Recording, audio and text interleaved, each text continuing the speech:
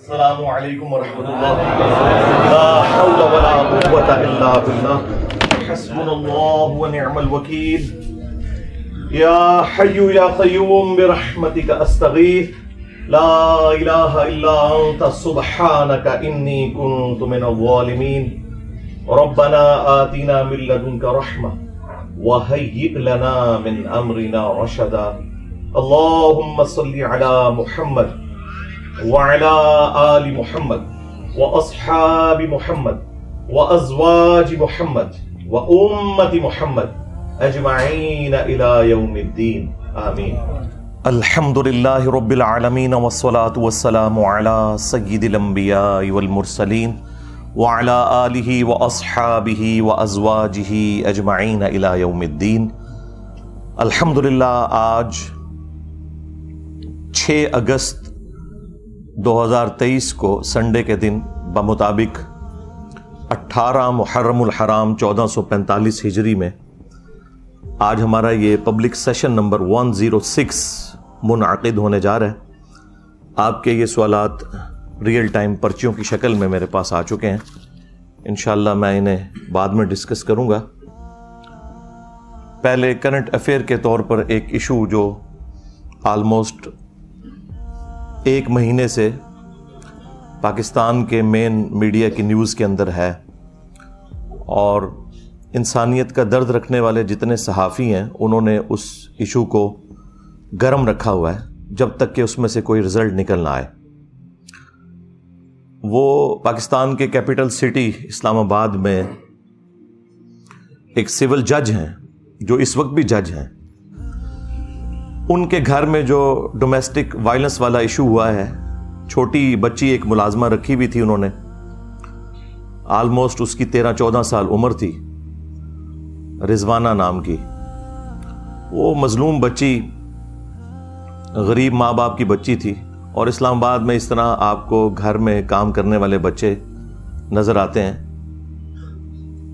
اگرچہ انہی عدالتوں نے باقاعدہ رولز اور ریگولیشنز پاس کیے ہوئے ہیں کہ چھوٹے بچے گھروں میں ملازمت نہیں کریں گے، قانون موجود ہے. اس کے اوپر یہی لوگ ہمیں بھاشن بھی دیتے ہیں کہ گھروں کے اندر چھوٹے بچوں کو یا دکانوں کے اوپر ملازمین نہ رکھا جائے بلکہ ان کی تعلیم فری کی جائے. اور یہی لوگ جو لوگوں کو انصاف دینے والے ہیں، جب ان کے گھر سے اس طرح کی رپورٹ نکلی ہے تو میرا خیال ہے پاکستان کی پوری عدلیہ کے لیے یہ ایک شرمناک چیز ہے. میں حیران ہوں کہ ہمارے ججز جو لوگوں کو یہ درس دیا کرتے تھے کہ انسانیت کا درد ہونا چاہیے اور آپ لوگوں کے حقوق کا خیال رکھیں، قانون کی پاسداری ہو، وہ سارے کے سارے لوگ بالکل اس مسئلے میں خاموش بیٹھے ہوئے ہیں. وہ وکلا جو چھوٹی چھوٹی بات کے اوپر ہنگامہ کھڑا کر دیتے تھے، الٹا اس وائلنس کے اوپر اس جج اور اس کی بیوی کو نہ صرف پری ریسٹ بیل انہوں نے لے کے دی ہوئی ہے بلکہ اپنی ایک حفاظتی حصار کے اندر اسے لے کے آتے ہیں اور پھر نکال دیتے ہیں. جتنے بھی لوگ ہمارے اس ملک کے اندر قانون کے ٹھیکیدار بنے ہوئے ہیں، آپ ان لوگوں کو دیکھیں، میڈیا کے اوپر آ کے لوگوں کو درس دے رہے ہوتے ہیں اس حوالے سے. اور پریکٹیکلی جب ان کے گھر کے اندر کوئی جرم نکلتا ہے، خواہ وکلاء کے اندر نکل رہا ہو خواہ جوڈیشری کے اندر، تو یہ سارے کے سارے اکٹھے ہو کے اپنے بڑوں کے مفادات کی حفاظت کے لیے منظر عام پہ آ جاتے ہیں. چونکہ میں بھی جوڈیشری کے معاملات سے کافی دفعہ گزرا ہوں. اب وہ جو جج کی بیوی ہے جو مجرمہ بتائی جا رہی ہے، حالانکہ وہ جج بھی مجرم ہے کہ اس کے گھر کے اندر یہ سب کچھ ہو رہا تھا، وہ اپنی ڈیوٹی اسی طریقے سے پوری کر رہا ہے. اس کے کان پہ جوں تک نہیں رینگی، الٹا وہ اپنی وائف کو پہلے پری اریسٹ بیل دلوائی انہوں نے لاہور ہائی کورٹ سے، اور اس کے بعد وہ حفاظتی تحویل میں اسے لے کے جاتے ہیں. اور جو جج پری اریسٹ بیل دیتا ہے وہ ساتھ پابند کرتا ہے، اس کاغذ کے اوپر لکھا ہوتا ہے کہ آپ نے فوراً تفتیش کا حصہ بننا ہے. جو انویسٹیگیشن ہوگی جو رسپیکٹو تھانہ ہے آپ نے جا کے فوراً رپورٹ کرنی ہے. آپ دیکھیں 15 دن گزر چکے ہیں, ایک بار یعنی بیل دوبارہ رینیو ہو چکی ہے اور وہ عورت جا کے تفتیش کا حصہ نہیں بنی. یعنی بدماشی کا لیول, آپ غنڈہ گردی کا لیول ان لوگوں کا دیکھیں. اور جوڈیشری سے ہمیں تو کوئی آواز سنائی نہیں دی. جتنے چیف جسٹس حضرات ہیں یہ لوگ اپنے پولیٹیکل لیڈرز کی محبت کے اندر تو از خود نوٹسز لیتے ہیں, لیکن عوام کی محبت کے اندر کوئی بھی شخص از خود نوٹس لینے کے لیے, سو موٹو لینے کے لیے تیار نہیں ہے. اب آپ یہ بھی نہ سمجھیں کہ ان لوگوں کو پتہ نہیں کہ کیا ہو رہا ہے. ان لوگوں کا ٹیمپرامنٹ اتنا ہے کہ میڈیا میں کوئی بات چلتی ہے تو اگلے دن جو ان کی عدالت لگتی ہے نا, اس میں باتوں ہی باتوں میں یہ میڈیا کی نیوز کو ریبٹل کر رہے ہوتے ہیں ہمارے جو جج حضرات ہیں. حالانکہ ان کا کوئی کام نہیں ہے کہ یہ میڈیا دیکھیں, اخبارات پڑھیں یا متاثر ہوں اس طرح کی چیزوں سے. یہ خود اپنا جو عہد کیا ہوا نا اس کو توڑ رہے ہوتے ہیں. اسی لیے میں نے کئی دفعہ عرض کیا ہے کہ جتنے ججز ہیں نا, ان کے لیے غاروں کے اندر بلڈنگز بنانی چاہیے جہاں ان تک میڈیا کی کوئی رسائی نہ ہو. ہر طرح کی فیسلٹی ان کو دیں تاکہ یہ لوگ اپنے ضمیر کے مطابق فیصلہ نہ کریں بلکہ آئین اور قانون کے مطابق فیصلہ کریں. ضمیر کے مطابق تو ہوتا ہے جس کی جو ایفیلیشن ہوتی ہے وہ وہی کچھ کرتا ہے. اور اب دیکھ لیں, آپ کسی کا کوئی بیان نہیں آیا, کوئی وکلا تنظیمیں سامنے نہیں آئی ہیں. حالانکہ یہ سارے وکلا کبھی عمران خان صاحب کی محبت میں, کبھی نواز شریف صاحب کی محبت میں, کبھی زرداری صاحب کی محبت میں سڑکوں کے اوپر ٹھڈے کھاتے ذلیل ہوتے آپ کو نظر آتے ہیں, لیکن عوام کے لیے کوئی بھی کچھ کرنے کے لیے تیار نہیں ہے.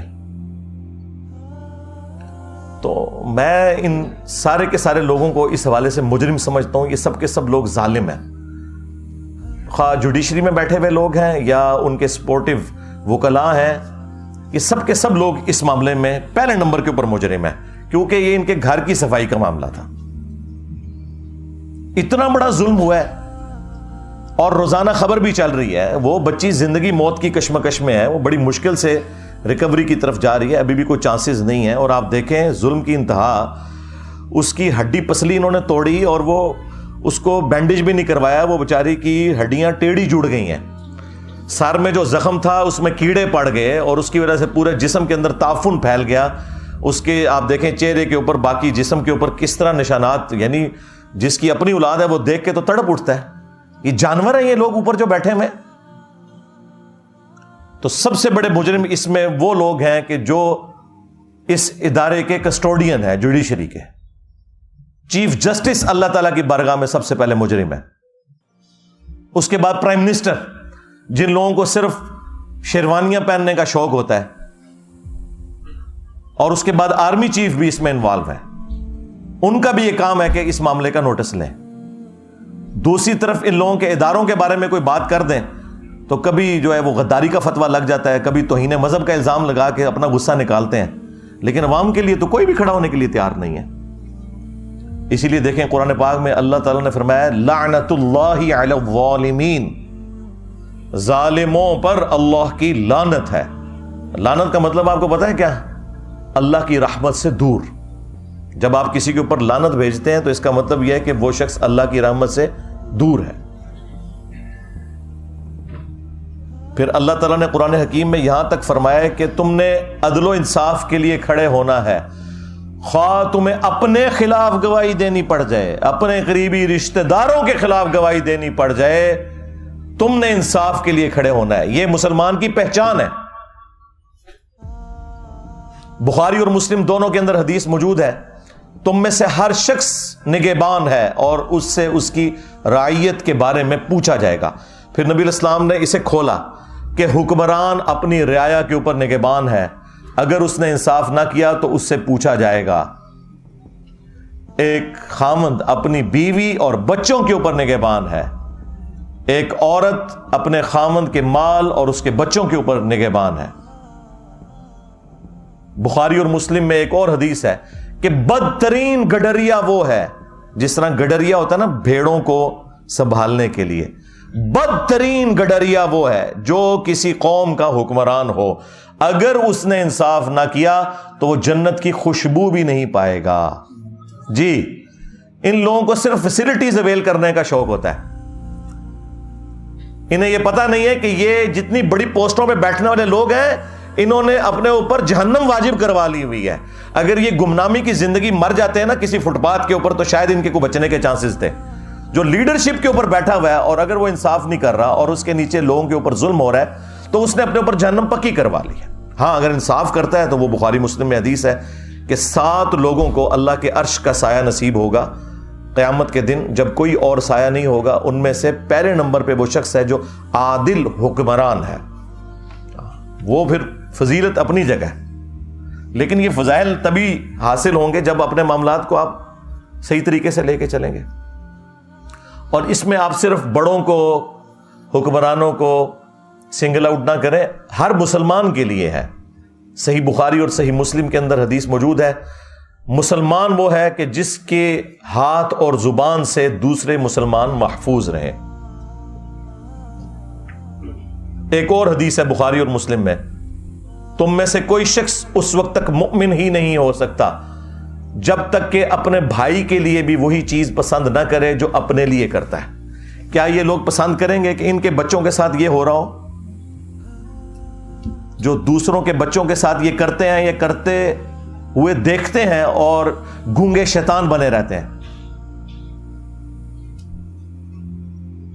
ہمارا دین تو ہمیں یہ سکھاتا تھا کہ بخاری اور مسلم دونوں میں حدیث ہے کہ مسلمان ایک جسم کی مانند ہے.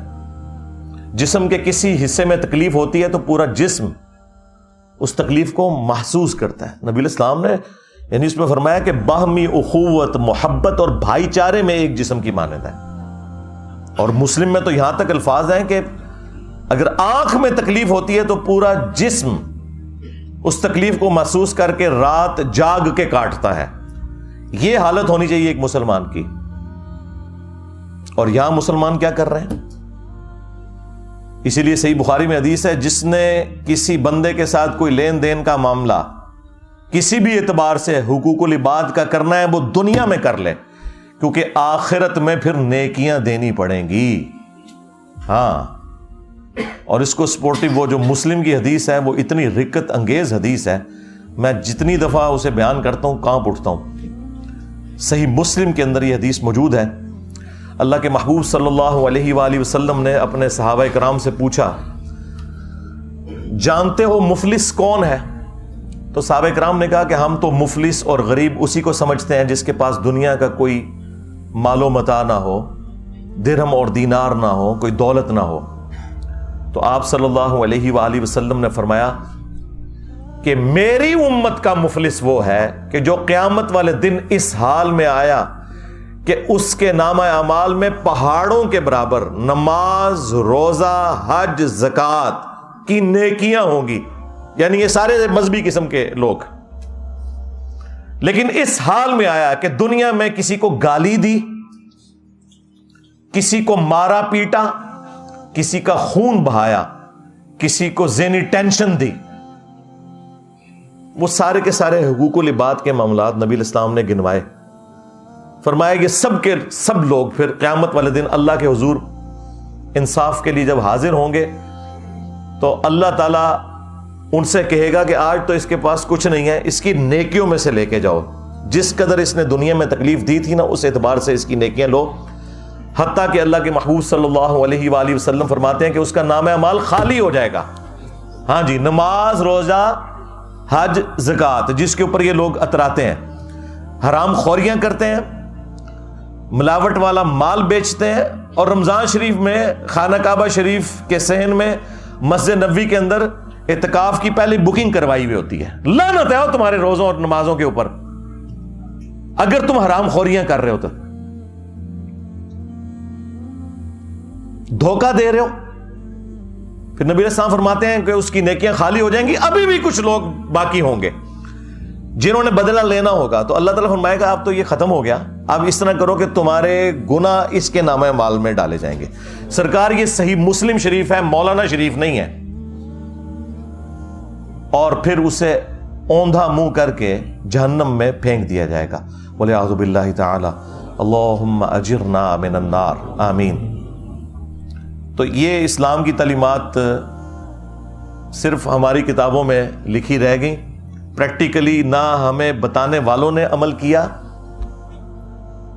اور نہ وہ پبلک جو عشق رسول کے نعرے لگانے والی تھی اس نے عمل کیا۔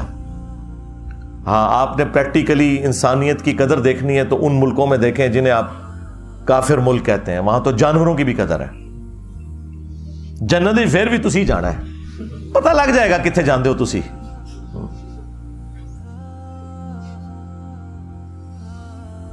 تو میرا خیال ہے کہ اس وقت ہمارے بڑوں کی ذمہ داری ہے کہ اسے ایک ایگزامپل سیٹ کریں تاکہ آئندہ کے لیے کسی کو جرأت نہ ہو۔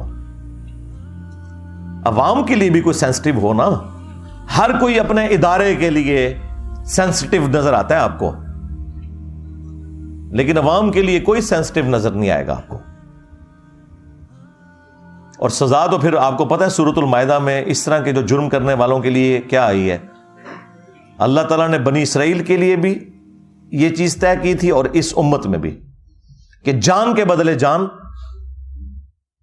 آنکھ کے بدلے آنکھ، ناک کے بدلے ناک، کان کے بدلے کان، دانت کے بدلے دانت، یعنی یہ ہر ایک چیز کے بدلے اس کی وہ چیز توڑی جائے گی۔ اور پھر اللہ تعالیٰ نے ساتھ اس کے کنکلوڈ کیا یہ بات کرتے ہوئے کہ ہر زخم کے بدلے اسی لیول کا زخم اس کا بدلہ ہے دنیا میں۔ ہاں، یعنی اب جتنی ہڈی پسلیاں اس بچی رضوانہ کی توڑی گئی ہیں نا، وہ ساری ہڈیاں ان دونوں میاں بیوی کی ٹوٹنی چاہیے، وہ جو جج صاحب ہیں اور ان کی جو بیوی ہے، اور وہ سارے زخم لگنے چاہیے۔ اور جس طرح اس کے زخم میں کیڑے پڑے، ان کو بھی چھوڑ دینا چاہیے کہ ان کے زخموں میں بھی کیڑے پڑے۔ لیکن اینڈ رزلٹ میں آپ کو ابھی بتا دیتا ہوں، وہ غریب لوگ ہیں بیچارے، پیسے لے کے صلح کر لیں گے۔ اچھا، یہ جو پیسے لے کے صلح کر لیتے ہیں نا اور پھر کہتے ہیں کہ جی وہ شریعت نے اختیار دیا ہوا ہے ورثاء کو، بھئی یہ اس صورت میں ہے جب کوئی دل سے معاف کرے۔ آپ کے کیسز میں وہ جو شاہ زیب قتل کیس ہوا تھا، پیسے تو انہوں نے بھی لے لیے تھے کیونکہ انہوں نے کہا کہ جو بچ گئے وہ تو بچے نا۔ اس طرح کے جو معاملات ہوتے ہیں نا، اس میں پھر اسٹیٹ کا کام ہے کہ وہ سامنے آئے اور ڈیٹرس کرے تاکہ آئندہ کسی کو جرأت نہ ہو، انشور کرے کہ سزا ملے گی۔ ٹھیک ہے، پیسے بھی دلوائیں، ان کا علاج ہے، پہلے پیسے دلوائیں، اس کے بعد انہیں کہیں کہ یہ تو آپ کا معاملہ طے ہو گیا اس بچی اور اس کے ماں باپ کے ساتھ، ہاں اسٹیٹ کے ساتھ ابھی آپ کا معاملہ باقی ہے۔ جو آپ نے یہ وائلنس کی ہے اور اس کی وجہ سے پورے ملک کے اندر ایک جو دہشت کی فضا بن گئی ہے، اب آپ کے اوپر بھی ڈیٹرنس قانون کی ہونی چاہیے۔ تو اب آپ آئیں، نظر قانون کا سامنا کریں اور ان تمام سزاؤں سے آپ کو گزارا جائے۔ لیکن ہمارے بڑوں کی توجہ اس طرف بالکل ہوتی نہیں ہے۔ جب تک یہ اپوزیشن میں بیٹھے ہوتے ہیں اس وقت تک آپ کو اتنے لمبے لمبے درس دیں گے، بھاشن دیں گے، جیسے ہی حکومت میں آتے ہیں پھر اپنی سیٹ بچانے کے چکر میں ہر چیز کو اوور لک کرتے چلے جاتے ہیں۔ پھر جب سیٹ سے نکالے جاتے ہیں پھر اپوزیشن میں آتے ہیں، پھر یہ انسانی حقوق کی، ڈیموکریسی کی، بیسک ہیومن رائٹس کی، سوشل ویلیوز کی باتیں کرنا شروع کر دیتے ہیں۔ بس تقریریں کرنے کے لیے یہ لوگ جو ہیں وہ شیر ہیں، اور وہ بھی اس صورت میں جب یہ نکالے جاتے ہیں، جب سیٹ پہ بیٹھے ہوتے ہیں تو سانپ سونگا ہوتا ہے انہیں کہ بھئی یہ جو معاملات ہیں یہ اب آپ نے نہیں دیکھنے کہ آپ کے ساتھ اب آخرت میں کیا ہونے والا ہے، آپ کسی کو جواب دہ نہیں ہو۔ اور اس میں میرا خیال ہے عوام الناس بھی مجرم ہے۔ ہمیں بھی چاہیے کہ جس طرح ہم بعض معاملات کو سوشل میڈیا کے اوپر ایک ہائپ کریٹ کرتے ہیں اپنے سیاستدانوں کی محبت کے اندر اور انہیں مسیحا ڈکلیئر کرتے ہوئے، وہ کام کرنے کا نہیں ہے۔ اصل کام کرنے کا یہ ہے کہ ایک عام آدمی کی آواز بنے۔ صحافیوں کا کام ہے کہ ایک عام آدمی کی آواز بنے، بجائے یہ کہ وہ پولیٹیکل پارٹیز کا ساتھ دیں۔ تو اس طرح کے معاملات کے اندر پھر آپ ذرا نظر رکھا کریں کون سے لوگ ہیں کہ جو واقعی اپ رائٹ لوگ ہیں اور اس طرح کے معاملات کو وہ اٹھاتے رہتے ہیں جب تک کہ کنکلوژن کی طرف نہ پہنچے۔ میں یعنی آپ کو دعوے سے کہتا ہوں، اگر شاہ زیب خانزادہ نے شاہ زیب قتل کیس کو نہ اٹھایا ہوتا تو جتنی وہ تگڑی پارٹی تھی نا، وہ کبھی بھی اسے سزا نہیں ہونی تھی۔ اس نے اس معاملے کو ٹھنڈا نہیں ہونے دیا. ابھی بھی میں دیکھتا ہوں وہ رات کو اینڈ پہ پھر وہ ایک چھوٹا سا نا جب پروگرام ختم کرنے لگتا ہے نا پھر وہ ایک کیس چلا دیتا ہے اس کا, یہ رضوانہ کیس جو چل رہا ہے. یہ باقی صحافیوں کو بھی چاہیے کہ اس طرح کے معاملات کو گود لے لیں اور روزانہ ڈسکس کریں, اول و آخر جسے کہتے ہیں نا ڈسکس کریں, مین بلٹن کے اندر بار بار اسے ڈسکس کریں, جس طرح میں اب دیکھ رہا ہوں کچھ میڈیا چینلز کر رہے ہیں. بہت اچھی چیز ہے اور یہ میڈیا کی برکات ہے کہ آپ کو یہ چیزیں پتہ چل رہی ہیں, ورنہ آپ کے بڑوں نے تو آپ کو بس اسی کھاتے میں رکھا ہوا تھا کہ فوج کا پولیٹکس میں کردار ہونا چاہیے یا نہیں ہونا چاہیے. ہاں, عمران خان صاحب کو جیل جانا چاہیے کہ نہیں جانا چاہیے, نواز شریف صاحب کی سزائیں معاف ہونی چاہیے یا نہیں معاف ہونی چاہیے. بس آپ کو اس طرح کے معاملات کے اندر انہوں نے بیزی رکھا ہوا ہے اور اصل جو معاملات ہیں اس سے نگاہ ہٹائی ہوئی ہے. تو میں نے یہ ضروری سمجھا, میں نے بڑا ٹھنڈا کر کے اس معاملے کو, میں فوراً کوئی ورڈکٹ نہیں دیتا اس لیے کہ بعض اوقات فیک نیوز بھی آ جاتی ہیں.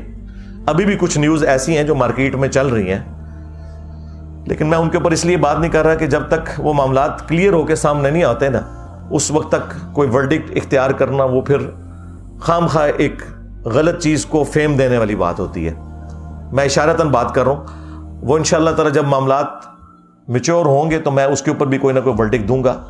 بہرحال اس معاملے کے اوپر تو اب گورنمنٹ کا کام ہے کہ یہ سزا والا معاملہ کرے, اور دوسری طرف ان کے جب اپنے گھروں کے مسئلے آتے ہیں تو آپ دیکھیں گے فوراً ججوں کو بھی فارغ کر دیتے ہیں, پولیس آفیسرز بھی سسپینڈ ہو جاتے ہیں, کورٹ مارشل بھی ہو جاتے ہیں. جب اپنی ذات کی باری کسی کی آتی بڑھے گی, جب ایک عام غریب آدمی کی باری آتی ہے تو صرف یہ آپ کو صرف درس و بیان دینے کے لیے یہ لوگ تیار ہیں اور آپ کو یعنی آخرت اورینٹڈ کریں گے. دنیا میں وہ کہیں گے بھائی دنیا آپ کے لیے اب جہنم ہی ہے, ہاں, اور اپنے لیے دنیا بھی جنت بنائی ہوئی ہے اور آخرت بھی جنت ایکسپیکٹ کر رہے ہیں. یہ تو جب مریں گے تو لگ پتہ جائے گا. وَلِعَوْذُ بِاللَّهِ تَعَالَى صلوا علی محمد وآل محمد اللہم صلی علی محمد وعلی آل محمد واصحاب محمد وازواج محمد وامت محمد اجمعین الی یوم الدین آمین. اللہم انی اسألک بانک انت اللہ لا الہ الا انت الاحد الصمد الذی لم یلد ولم یولد ولم یکن له کفوا احد وإلہکم الہ واحد لا الہ الا هو الرحمن الرحیم الف لام میم اللہ لا الہ الا هو الحی القیوم اللہم صلی علی محمد وعلی آل محمد اللہم ربنا آتنا فی الدنیا حسنہ وفی الآخرة حسنة وقنا عذاب النار ربنا آتنا من لدنک رحمہ وهيئ لنا من امرنا رشدا لا الہ الا انت سبحانک انی کنت من الظالمین. اللہم ربنا آتنا فی الدنیا حسنة وفی الآخرة حسنة وقنا عذاب النار. اللہم اغفر لحینا ومیتنا وشاہدنا وغائبنا وصغیرنا وکبیرنا وذکرنا وانثانا. اللہم من احییتہ منا فاحیہ علی الاسلام ومن توفیتہ منا فتوفہ علی الایمان. ربنا هب لنا من ازواجنا وذریاتنا قرۃ اعین وجعلنا للمتقین اماما رب ارحمہما کما ربیانی صغیرا.